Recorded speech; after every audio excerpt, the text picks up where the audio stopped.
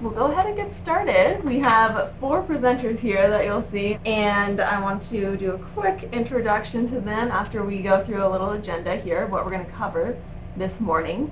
So we'll start with the quick introductions. Then we'll hear from Conrad and Sorell about the anatomy of a drone. Michelle will give us an overview of the unlimited applications that are, connected to drones and STEM. And we'll hear from MultiGP Michael here with us to talk about drone racing. And this is truly the sport of the future. It's only going to get bigger. And you've probably seen some stuff on ESPN and news all around the world. It's becoming quite the thing. And then we'll circle back around to Michelle. She'll give us a little bit of an overview of how drones can work in STEM curriculum. And then, like I said, we'll jump in to that Q&A. So, Michelle is our Director of Curriculum Development here at PCS Edventures. She has worked as a STEM educator in the classroom, working with middle schoolers, teaching math, robotics, and college-level chemistry. She has her Master's of Arts in Teaching from Willamette University and got her Bachelor of Science in Animal Science from Cornell University. And here at PCS, she's developed camps, robotics curriculum, and has been working for the past year and a half to develop our Discover Drones package. And she's presented at several conferences about putting together drone programs, so she's kind of our in-house expert on this. Conrad, if you want to wave, also known as Furadi, he is a rising star in the drone racing world, and he works with Thrust UAV, which I'm sure you'll hear a little bit more about in the webinar. And he is Thrust UAV and PCS Edventures support for drone tech, is that right? Yes. Getting that correct, okay. And he actually won his first race, which was a MultiGP race, I'm thinking. It was, yes, yeah. And you credit that to practicing in a low-ceilinged parking garage, right? Yeah.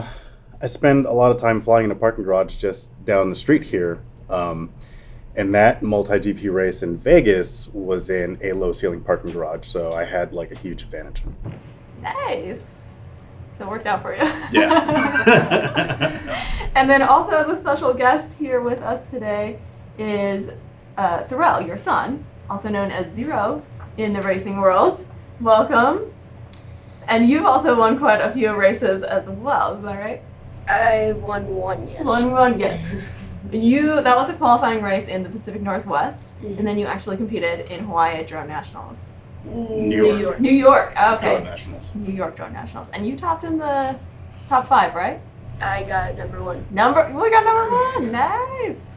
Yes, so also a rising star, and you were 12 when you won that race. Yes. Yes. You're 13 now? Mm-hmm. Awesome. So thank you so much for joining us. And Zero and Furadi's kind of drone racing careers have were birthed and grew at the same time. So it's been a father-son activity for you guys. So we're really happy to have you join us. And then joining us from MultiGP, Michael Gianoutsos. He is the Chief Marketing Officer at MultiGP, and in 2012 you got started into the UAV industry by designing, building, and piloting custom aircraft for a variety of industries that you were flying, architecture, agriculture, entertainment, marketing, and then you partnered with Chris Thomas, the founder of MultiGP, in 2015 to develop the largest professional drone racing league, which is MultiGP. So, we're really excited to hear from you about racing and how that community is spreading around the world. So to get us started today, Conrad and Sorell, we were hoping you guys could fill us in on what is a drone and how did you guys get into FPV drone racing? So a drone is basically it's a quadcopter or a multi-rotor, and what makes it a drone is that it has a first-person view system on it that transmits back to a pair of goggles. So when you're flying, your only perspective is from the perspective of the drone and what it sees. And I got into it because I was flying RC helicopters at the time, and I was researching RC helicopters and found a video on someone flying a drone in their front yard. This was in the summer of 2014. And it looked like a blast. I'm a big fan of all things racing and going fast and control. So I kind of just dove right into it. Awesome. Sorell, what about you? I got started into it by him. He got me my first quad, and we just flew together almost every week at least ever since I got the first quad. And it's just grown since then, and I've just gotten better, and it only grows from there. Awesome. Now, you guys are heavily involved in the Boise FPV community, correct? Mm-hmm. Yeah, tell us a little bit about that. How does that work for you guys? So yeah, our local club, it's called Boise FPV. It's a MultiGP chapter, and I started that just because I was looking for other people to fly with, because I was flying and it was fun, but I wanted to race.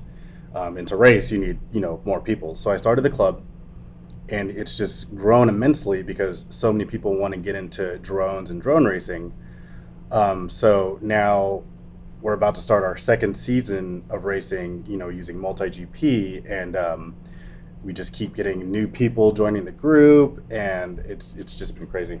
That's awesome. And Michael will fill us in more later on how that system works, but I know you guys have also competed at the national and the world level too, correct? Mm-hmm. So tell us a little bit about that. What was that like? Yeah, the past 2 years in drone racing has just kind of exploded. I think because drones have already been polarized in the media with incidents here and there, it just grew in population very quickly. So all these big drone races have been popping up across the country and across the world. I've been to Dubai for the World Drone Prix. I've been to New York and Hawaii.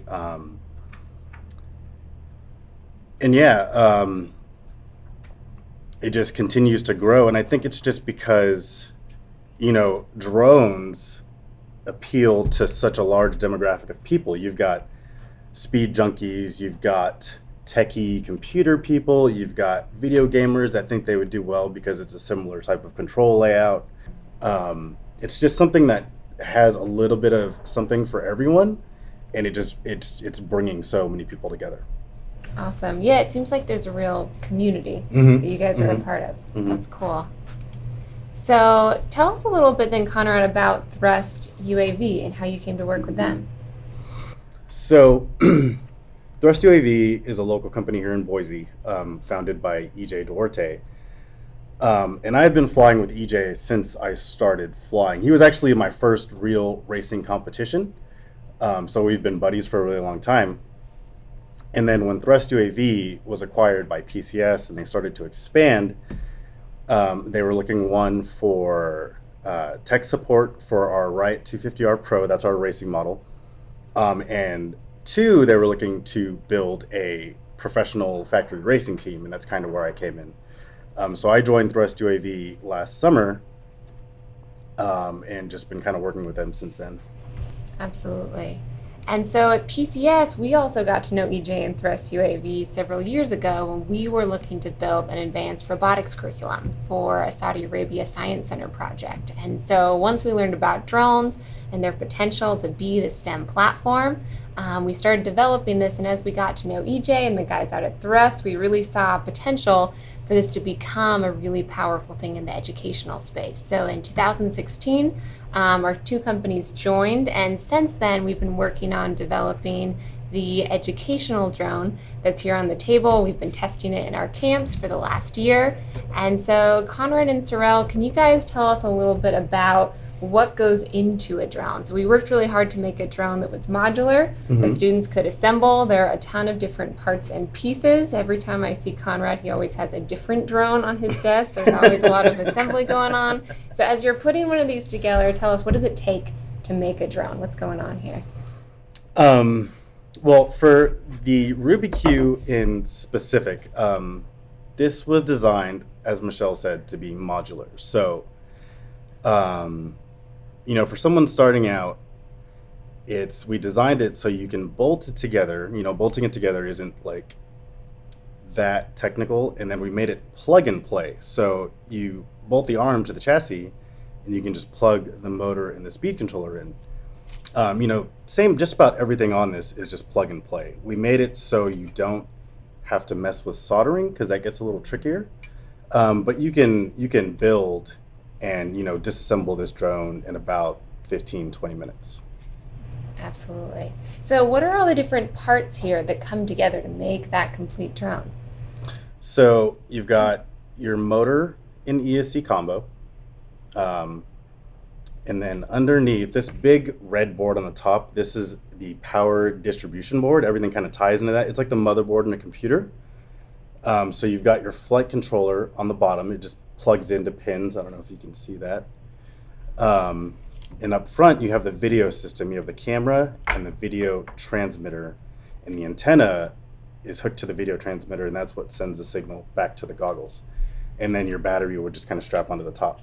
And on the back, there's this little box. This is the GPS unit. This is what's going to do GPS hold. So if you're flying it and you panic, you can kind of let go of the sticks and it'll just lock into place in the air. And then if you are about to crash or you get too far out, you can hit return to home and the drone will just come back and land. And those are really important to us, having watched a lot of students fly for the first time and having been there as the instructors. So with that GPS, you can have those safety features like Conrad talked about. It's all modular. And we also wanted that so if you have a group of students that come in and builds the drone, they get that experience at the end of that camp or that school year. You can take it apart, and then your next students can have that same experience starting from the very beginning and assembling it themselves, so that each year can be reused again and again without any soldering or anything like that requires a little more technical experience. Conrad, tell us a little bit about the LEDs. So these are on the PCB here. Tell us what you guys programmed into those. So yeah, these LEDs, these are called addressable LEDs. And what that means is they're controlled by the software in the flight controller. So the two outside LEDs are your GPS indicators. They turn green when you lock on. So what that means is it's kind of like when you use a GPS on your phone, it has to look for satellites. And when it finds the appropriate number of satellites, which I think is a minimum of 7, they'll turn green and they'll blink for how many satellites they have. These two LEDs, what are these again? Those are I believe they're the arm and disarm, right? Arm and disarm. Arm state, yeah. So when they arm, they'll turn green as well. And then the LEDs in the middle are like your warning lights. So if your battery's getting low, they'll start blinking. If there's like a critical malfunction, those lights in the middle will start blinking. Absolutely. And that's nice because then you're getting a lot of feedback from the drone. So for students, they have a lot of info to work off of. Is it ready to fly? Do I need to charge the battery? And then, of course, the last thing that was really important to us was the durability. Conrad and I were in charge of testing the durability of the drone. And so we have thoroughly crash tested. So tell us a little bit about the materials that went into it.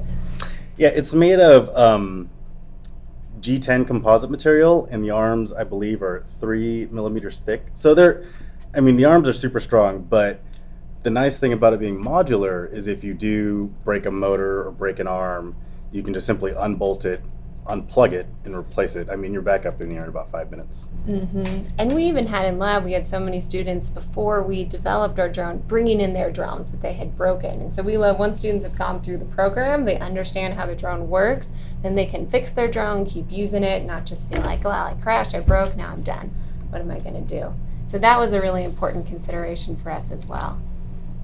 So thank you guys so much for being here. What we want to talk about next too is all the different ways drones are being used. And just as a reminder, this is the drone that we are giving away at the end. The package that we're giving away is a classroom package. So it actually comes with 5 of these drones that Conrad and Sorell just told us about, as well as all the additional stuff that you need. So stick around until the end because one person will be going away with that full classroom set. And so the question is, why drones? They're naturally engaging. FPV is completely addictive if you're into high-speed sports. And we've seen for our students, it's just a natural draw into your program. So if you're looking to boost attendance, maybe attract students that aren't traditionally drawn to a robotics sort of program, this can bring in people that maybe like the camaraderie of sports, the competitive aspect. And then, of course, it's preparing students to be fully informed about this cutting-edge technology. There are so many different drone careers that are exploding right now, but the process that they go through of building it, learning to tune it, being a part of this team that learns to fly it, that's going to prepare them for jobs of the future, whether those are drone-related or not. And so this is one of the things that really drives us at PCS. Is 5 years ago we had no idea we would be working on drones, and 5 years from now, who knows what that technology will be. But the goal is that if our students know how to engage on something complex like this, if they can go through the process of building, figuring, knowing how to fix and prepare it for themselves, that then they're going to be prepared to be problem solvers and thinkers that can work with whatever technology is the new thing in 5 to 10 years. That said, we also feel like drones are a really valuable platform for STEM. And so our approach to STEM is seeing it not just as the isolated letters. There definitely is science that goes into it. There's obviously technology, engineering, and math. But one of the things we love about STEM is we see it as kind of a holistic approach to teaching science, technology, engineering, math through a real-world application. So sure, you may be learning about wave dynamics and behavior, but the point is to be able to fly your drone and be a good pilot.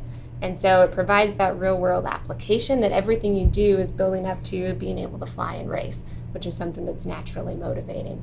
And so as an educator, if you're looking to find a way to engage students in science, there is so much naturally going on with the drone. So to understand how your VTX system is working, how that camera captures data, sends it through your antenna and makes it show up on your goggles, that's some crazy complex electromagnetic radiation and wave behavior.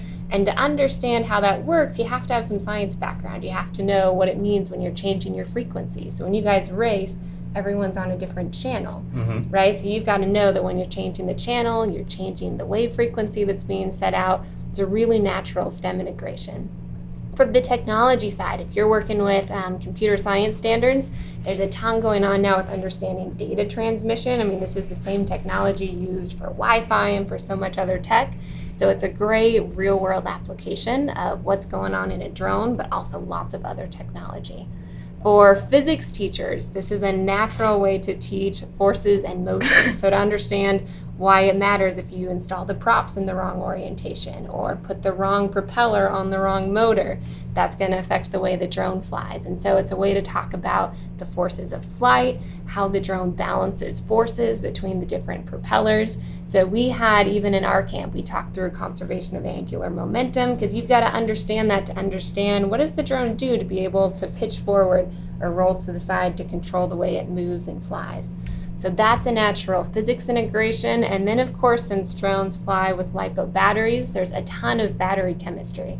So to understand why you don't want to leave a battery fully charged or why you don't want to discharge it all the way while you're flying, that gets into what's going on inside the battery, which is some great chemistry. And then, of course, all of this with the theme of STEM and a holistic approach is that with drones, there are so many global challenges and solutions that drones can address. And so one thing that we're really passionate about is teaching students not just the technical, this is your drone, this is how you fly, but also how are drones being used in the world. FPV racing is one really exciting application, but they're being used for so many things, and new solutions are coming up all the time. And we found that our students are also really good at coming up with new solutions, but I want to share just a couple that we're hearing about a lot. And so one of them is agriculture.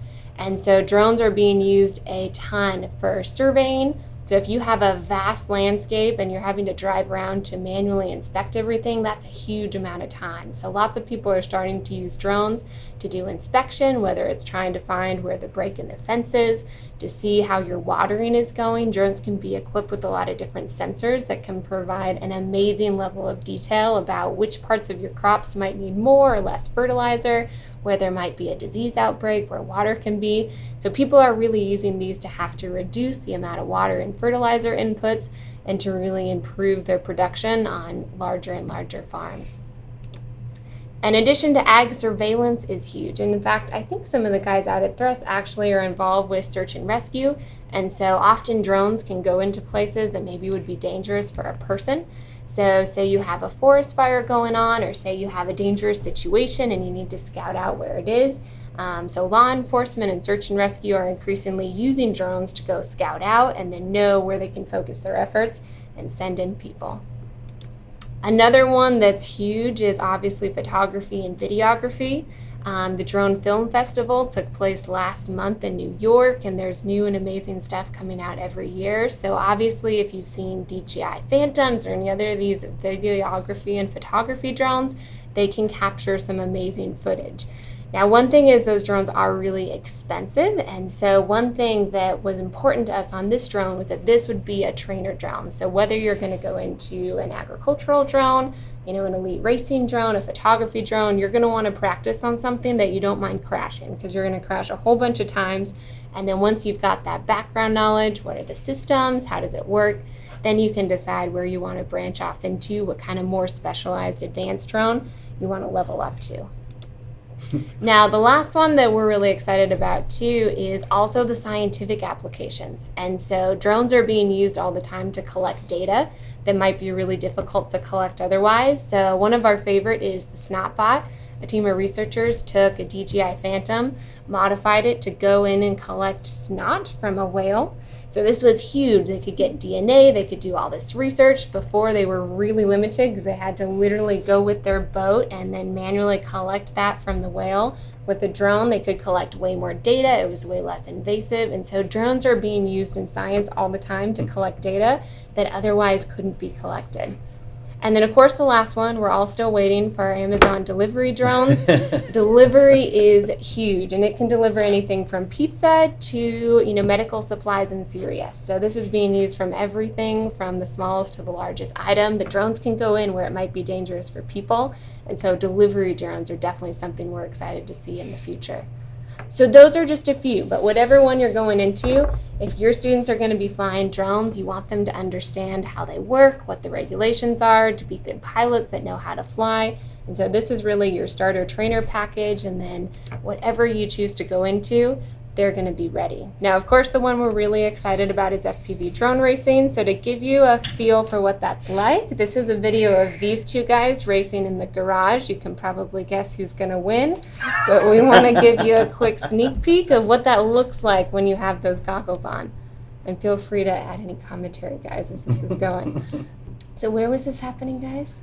This is a garage right down the street from here. This is the garage that you practice in to go to the MultiGP race in Vegas. Awesome. Yeah. This is our normal haunt when it's wintertime. Yeah. And I was just, I was letting Sorell stay ahead because he needed a morale boost. Is that true, Sorell? No. So yeah, I'm in the lead here. It was cold this day. It was like 15 degrees. That's my excuse, because I can't handle the cold weather. Sorell, he's 13. He doesn't care. So yeah, he sneaks back in front of me again. This is how a lot of our races go. It's just a lot of back and forth. And this is the most fun thing for me, because we're really competitive with each other, and our races are usually really, really dicey. Who wins most of the time, Sorell? I would say it's him. We'll see. So feel free, if you want to check out, Conrad has a lot of videos posted, and there's a ton of great stuff about FPV out there. At the end of this one, who did end up winning this one? Me. That was Sorell. Yeah, he got me that day. Don't try this with the Ruby Q, though. This racing in a parking garage takes quite a bit of practice. As you can see here. So from here, we want to hand it over to Michael Gianoutsos to tell us a little bit more about drone racing. So if this is an avenue that you want to expose your students to, MultiGP, like Ali said, is the largest drone racing organization. And Michael is the Chief Marketing Officer. And so Michael's going to tell us a little bit more about MultiGP, who they are, what they do, and how you can get involved with your students. All right, good afternoon or good morning to everyone, wherever you're calling in from the country. I'm in Pittsburgh over here, so it's a little bit after 12:30, but I know it's morning over there still. So yeah, I wanted to talk a little bit about the accessibility of drone racing and how our organization has made the activity a little bit easier and accessible to everybody. The interesting part about all those applications that Alexandra mentioned earlier were that drone parts they're all the same, no matter what size of drone you're building, or if you're doing it for racing or whatever application, all the parts are pretty much the same. So no matter how you get involved, that technology and that knowledge is going to carry over to whatever application you want to use it for. We have found that the most fun application is racing. And it's just a great time. And as Conrad mentioned, you know, how he started his group over there is how groups all over the world are starting, especially with the use of social media. These groups are forming and guys are racing because it's no fun to race alone, right? So in early 2015, we saw this trend and we said, hey, wouldn't it really be neat if we started a league? If we started corralling these groups together, giving them tools to make racing easier, because there's a lot of technological coordination that needs to happen for it to be fun, and a lot of event coordination as well. So within that amount of time, we become the world's largest professional and amateur drone racing league. Currently, we have over 16,000 registered pilots and over 600 chapters worldwide. We provide programming that's accessible to everybody. So our championship starts with regional qualifiers in your hometown. So there's one in Pittsburgh, there's one in Chicago, there's one in Miami. Wherever you live, there's most likely a good chapter right now where you can go race and compete and practice. And then if you do well within that qualifier, you get moved up to a regional final, which leads to a national championship, which is going to be in Las Vegas this year. So that's how we've been successful in kind of corralling, you know, all these new racers. And the way we do this is, as I mentioned earlier, we provide tools. We have a website. It's very similar to maybe the Facebook of FPV racing. So you go and you create a profile and you put in what type of drones you have and where you live, and you join a chapter and everything else. And that website is multigp.com. And with those profiles, you actually find races and you check in, and the chapter organizer of those races can actually manage the race on his phone while he's out at the field. And it also not only coordinates the racers into rounds and heats, but also provides them the correct frequency that their drone needs to be on. So there's, it helps the coordination. We also offer community. So we have a tier system where when you start a group, you know, you're a new group and you're first starting, and you might not know that much about how to throw a race. So we invite you to come into the community through our social media groups, and we actually have a mentoring system where a group that has been around a little bit longer and has more experience can actually tell you what to expect and how to solve different problems and how to respond to pilots once your group starts growing.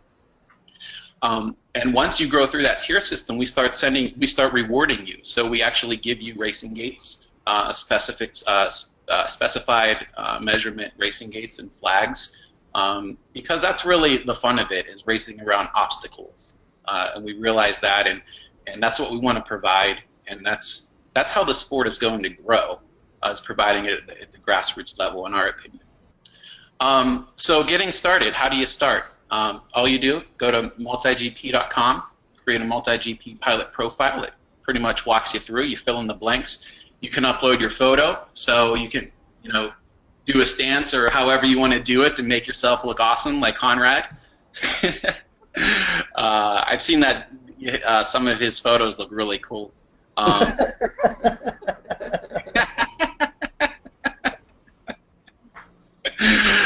So you can fill out a little bio, and we actually have a place where you can put sponsors and actually upload a video now.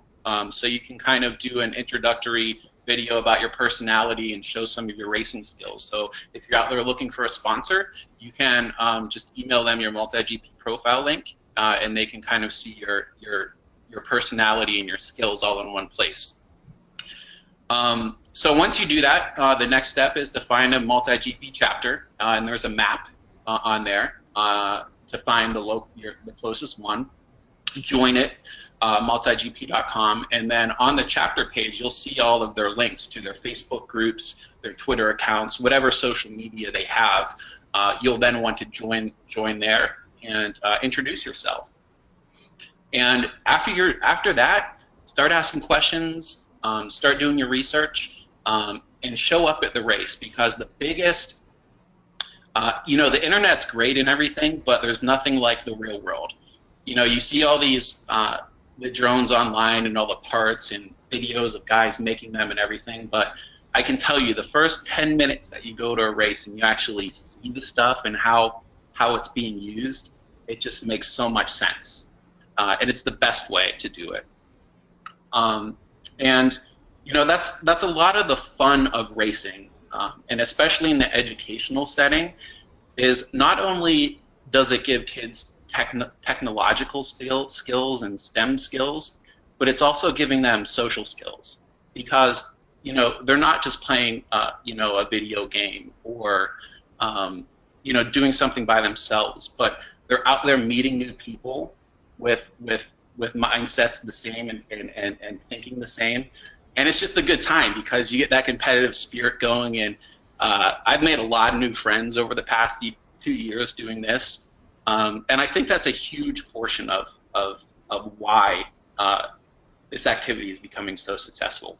Okay, so I mentioned the MultiGP profile, and all this is what drone racing requires when you show up to a race. So when you show up to a race, you'll probably be racing with, say, 5 to 8 guys, maximum of 8 usually. But each one of those guys has to be on a different video frequency. If one guy's on the same frequency, it's gonna stomp on the other guy's video, and it's gonna look all blurry, and you're just not gonna be able to race, basically. So if you have an event with 40 guys and you're doing rounds of 5 guys or 8 guys and running it through, it can get very confusing very quickly if nobody knows what video frequency they're on, because nobody, some guys don't know how to change it, and this guy doesn't know how to do that. But with the profile that automatically assigns it to you, sends it to your phone, and you know exactly who you're sharing a frequency with that day and what it is. It also puts you into rounds and heats. Again, it gives you that social interaction because you know who you're sharing your frequencies with and who you're racing against. So you can, give that little competitive talk, get it going back and forth. That guy might have beat you last week, so you can, if you're in the rounds with him this week, you can, give him that competition. And it actually sends you text messaging and leaderboard updates. So when you're up, it'll actually remind you, because with that social interaction, and that competitive talking, it's easy to lose track of time. So for the chapter organizer, it's very important to stay on pace with the race. And, the future of this, really, we believe right now, is what we're talking about today. It's getting the technology and the activity into the younger generation. I would say it started out with guys, in their 30s. When it first started, but we're seeing a lot more, as you can see from the call today. Kids that are 9, 11 years old are crushing us, and with a lot less practice. So we feel very strongly the new generation of drone, not racing pilots, but just drone pilots in general are in our schools right now, and they need the technology and the resources to figure it out and sharpen their skills, because there's so many applications that it can be used for. It's really going to be a plus for the industries, a lot of different industries. Actually, this weekend we're hosting the first ever collegiate championship at Purdue University. I'll be leaving tomorrow morning to go out there. We have over 27 universities and 40 students coming out to compete. And this will be the launching platform for a collegiate series leading to a collegiate championship in 2018. The national championship, as I mentioned, are local chapters, which have local qualifiers and regional finals that lead to the national championship. And then our future goal is a world championship, where we've made drone racing so accessible. You can compete in your hometown, move to a final, win the national championship, and then the top pilots in each nation compete in a world championship. And that's the format we're going. I think that's the only way you're going to find a true champion, in my opinion, is to make it accessible to everybody. Because that 9-year-old, I mean, that comes out of nowhere can be the world champ, and that's what makes this sport so special. We have adrenaline junkies sitting next to children, sitting next to retirees, and it's non-judgmental. Anybody can do this. Not everybody's good at it, but everybody can do it and have fun. And I think, again, that talks to the accessibility of the sport. There's also invitational events.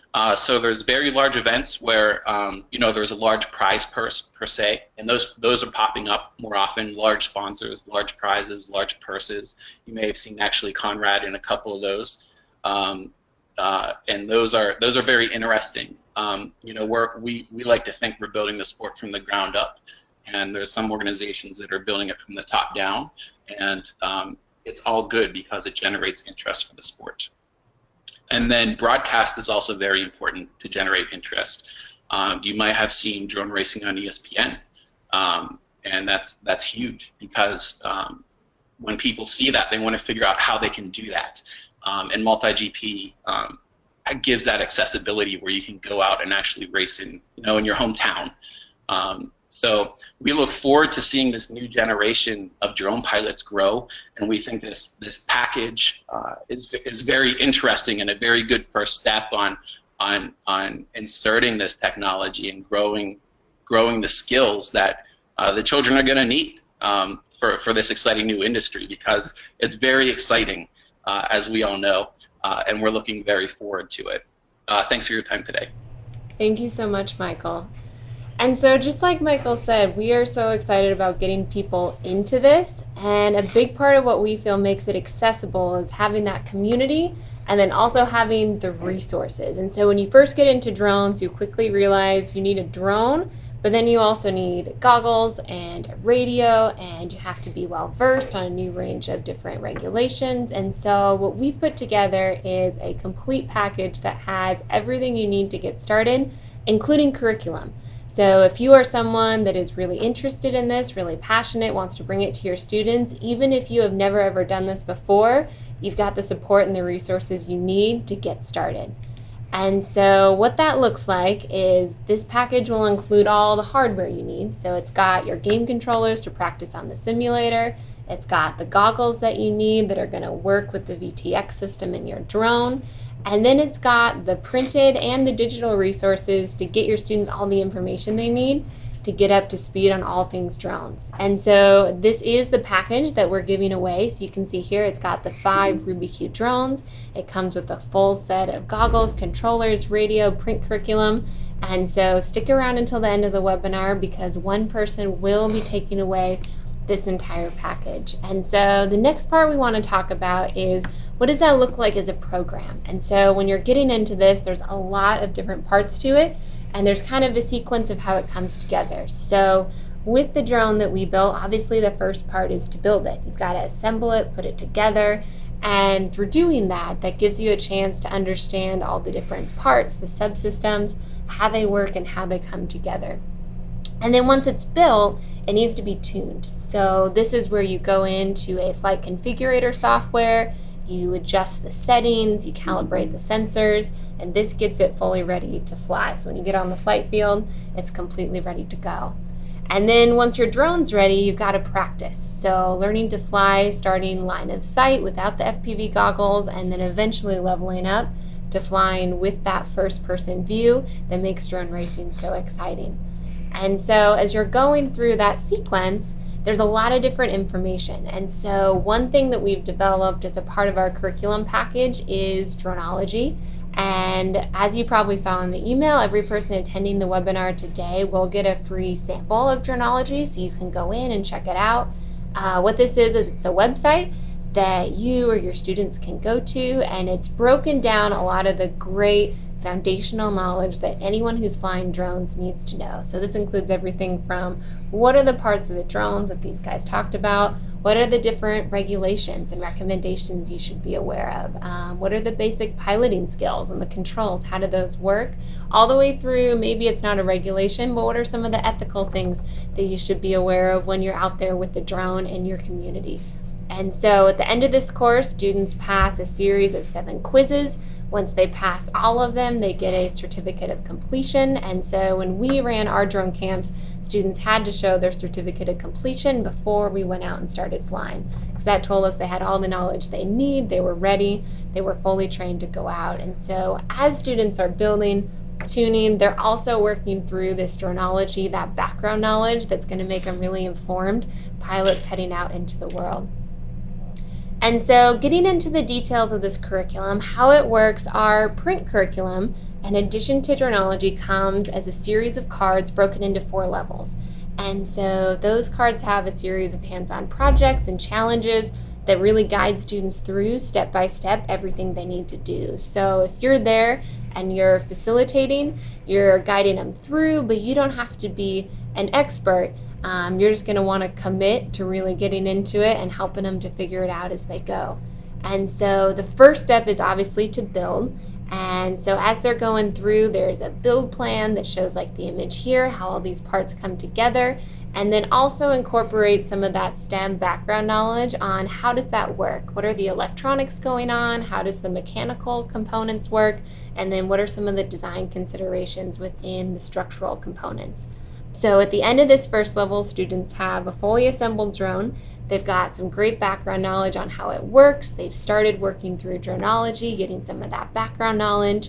And so as they move on to level 2, now they're moving into tuning and configuring their drone. And so if you're working with any computer science, this is a software that's free. It's actually a Chrome extension, so it works on any computer. And Ruby will connect to it by connecting to the computer, and you can go in and make sure everything is completely flight ready. So what you can see on the screenshot here, this is actually the part where they would check the connection between the radio and the drone. So when you go out, you know it's going to respond in the right way. Students can also go in and set up the flight mode so that when you actually get out there and start flying, you know what all the different switches control, you know that everything's in working order. And then you can also go through and get to see, are the sensors working? You can see at the top of the screen here, it shows a readout of all of Ruby's built-in sensors. Make sure they're all fully calibrated and you know what the different parts are that need to be working for the drone to fly. It also shows you at the top your battery readout. So there's a bunch of different safety protocols to get used to working with LiPo batteries. So it's a chance to get started with those before it's strapped to a drone and going 40 miles an hour. So this is step number 2. As students are doing this, at the same time in this level, we also introduce the flight simulator. So this is huge. I'm sure you guys have spent some time on the flight simulator. How many hours did your dad make you do, Sorell? A lot. A lot. Exactly. Everyone I know who's serious about drone racing spends a lot of time on the flight simulator. And this is where it really is a video game. So we send game controllers that your students can use. And the great thing here is that you can crash over and over and over, and it doesn't matter. You just restart, you practice, and you're building that muscle memory so that when you go out and fly, you're not starting fresh. You have that in your thumbs. You know what you're doing. And so this comes with a series of different levels that students can work through so they can kind of progressively hone their skills in preparation for going outside and actually flying. So while they're doing this, they're also still working through droneology. We like to really have kind of a mix of different things. And so when we're doing a camp, what that might look like is maybe you might start all together, talk about what you're going to do in the flight configurator, then students would break, work in their small groups, make sure each drone is ready to go. You might come back together to watch a few more droneology videos, take another quiz, and then break back to have everyone work on their flight simulator. And so that way you're not just stuck doing one thing for a long time, you're keeping it exciting and hitting all those different things that you want to cover before you head out to the flight field. So in level 3, this is where you do head outside, and the first thing here is there's a ton of different flight protocols that you want to get used to when you're going out there. The AMA has some great recommendations. That's the Academy of Model Aeronautics. And so we really walk through all of those. What are the different expectations when you're out there?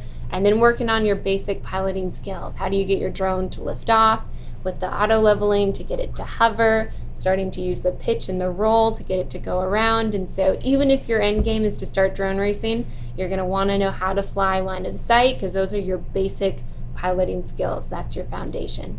So once you've got kind of that into a rhythm, you know every time you go, you check these things before you start, you know how your radio works, you know what you check at the end, then you're ready to go and start flying FPV. So in this last level, this is almost like a totally new way of flying. So this is where you strap on the goggles. That means you can no longer see your radio, so you've got to have your hands really have that muscle control there.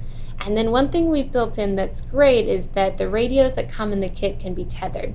And so say you've got someone like Conrad who's really experienced, and then you've got someone new. Conrad could have that master radio that can control. And so if the one that's tethered to it being used by the newbie, if that person starts to lose control or just needs a minute to breathe, Conrad can take control, he can make it level, he can make it return to home, he can just pilot it for a while before sending control back to the student. So it's kind of like the driver's ed car with the extra emergency brake. And so this gives you a chance as your students are learning to really be there as backup and support. And then eventually at the end of this one, the end game is that you take away the tether cable, students are fully ready to fly on their own FPV, and then you've got 2 radios that you can start racing, have 2 different drones going at once. So that's the goal. Once you can do that, you can fully operate without someone on backup. You are ready for any kind of drone piloting that you might want to do. And so for the Educator, this is something that requires a little bit more knowledge than your average educational kit. And so what we've put together is a bunch of resources that'll go through. These are the training recommendations. If you're going to take this on with your students, here are the different steps you want to go through. Here's how to get yourself up to speed to be able to pilot and support your students as they're learning. Everything you need to know about battery and flight safety. We get a ton of questions about that so that you have all the knowledge you need to be able to guide your students going through that. And then of course on FAA and FCC regulations. And so before we head into the Q&A, I want to touch on these a little bit because these are some of the most common questions that we get.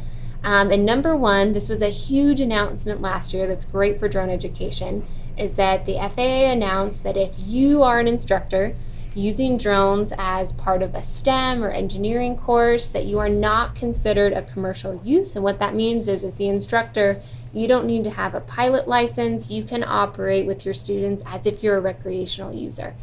So what that means is that as long as your students are following some basic guidelines that are mostly common sense, you're following the respected guidelines that we've got listed here, you've got your drones registered, and you and the instructor serve as backup. So like we talked about, the student is still the main pilot. You're just there in case things go south, you can take control.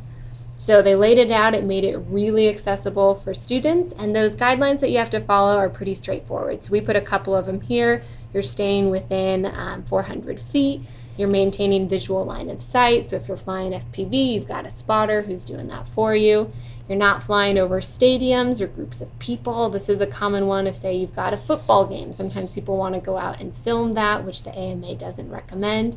And then for everyone living within 5 miles of an airport, it says that what you need to do is to notify them. So it doesn't rule it out. You just let your flight controllers know what you're doing, and most of the time it causes zero problem. And then the last thing, Ruby is over half a pound, and so all you have to do is just register her, and then you're good, and we provide all the resources walking you through how to do that. So we were really excited when this announcement came out. It really paved the way for there to be more drones in education. We're happy to answer any other questions that might come up as we head into the Q&A. So I know Alexandra has been fielding questions as they came in, and so we want to open it up to anything that people are still wondering about, either for me or Conrad, Sorell, or Michael over at MultiGP. Yeah, first I just want to say that I've been getting a lot of questions about kind of specific specs of the package that we have here. So like the size of the drone, the kind of radio, different things like that, the firmware that's being used. So I can follow up with everybody here with all of that information, but if you want to mention some of the key features, I know we've talked a little bit about it in the webinar, but anything else that you think would be of use? Yeah, so for the drone, it's a 250 quadcopter, so that's the size. For the radio, you can see over here by Conrad, it's a Tyrannus FR Sky radio. We like it because it is so easy to customize. It comes pre-flashed with all the settings for RubyQ. And then from there, if you ever wanted to use it with additional drones or quadcopters you can have with a Tyrannus, that's really easy to do. But if you're just using it with Ruby, it comes totally ready to go. And it can be tethered to the other Tyrannus. So each kit includes 2, so you can have your 2 drones up and going or tethered together. For the goggles, you can see here it comes with this full headset. With the foam, it's nice and lightweight, and this is compatible with the VTX system that comes on the RubyQ. So every package, we've got one that's just a single drone. We've got a medium package that we call a club pack that has 2 drones. That's great if you've got kind of like a small after-school program, or if you've got a full classroom. We have a classroom pack that has 5 drones. But each of those packs come with 2 radios, 2 goggles, so that you can be tethered, or you could start doing a race with 2 different drones. I think the other part was the firmware. And so iNav that we talked about earlier is open source. And so it's a Chrome extension that you download. The background code is all in C. And so if you've got some super advanced computer programmers, they could get into the source code. It is all open source and constantly being updated, as well as iNav is also open source. And so if they want to get into that software development side, that's all in JavaScript, HTML, and CSS. So if your students do want to go deep into that end, there's an opportunity for it. What we like about it is that with the user interface, it's really easy. And so if your students want just kind of that back end view into what's going on inside the drone, iNav makes it really easy to go in and configure, no matter what background you're starting from. Awesome. Thank you. There's been a lot of questions about regulations for flying, specifically around airports. Can you talk about how we address all those regulations, and then specifically airport regulations? For sure. So all of this is in Droneology, and so definitely at the end of the webinar when those codes come out, check it out. But about airports specifically, the guidance that we suggest is that you notify any airports within 5 miles. And the FAA has actually created an app called Before You Fly, like letter B, number 4, letter U, fly, which you can download for free, and it'll actually give you a map of any airports in your area, which is great. So there may be some you never heard about. It could be a private one. It could be a helipad at a hospital. And so from there, you can find the flight controller contact info, and all you need to do is notify them, and they'll let you know if there's a problem. So as long as you've notified, you said, hey, we're going to be flying Monday, Tuesday, Wednesday from 4 to 5 o'clock. We'll be out here at this place.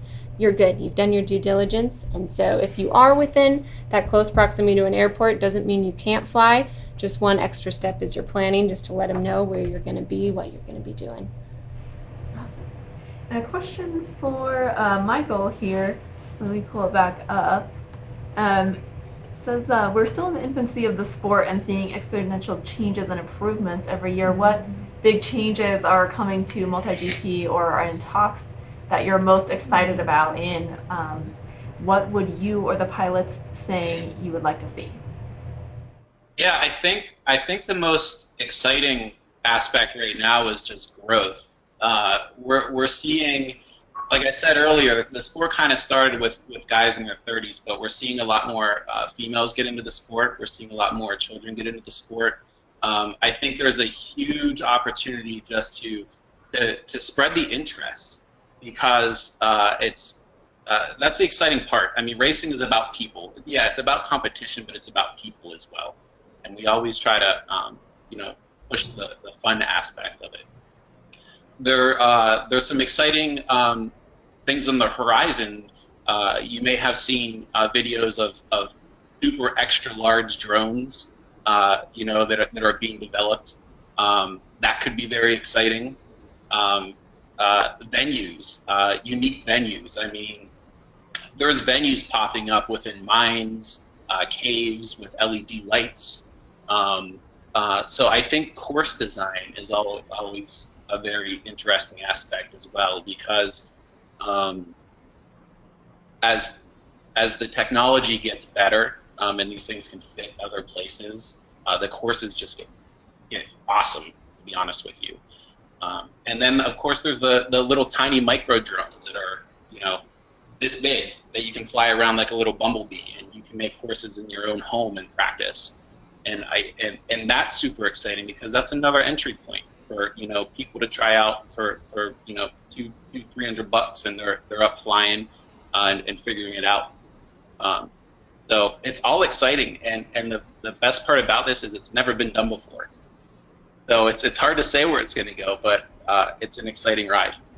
Thank you. And then there's a lot of questions about the age range for drones, specifically this package, and then kind of in general, what is a good age to start?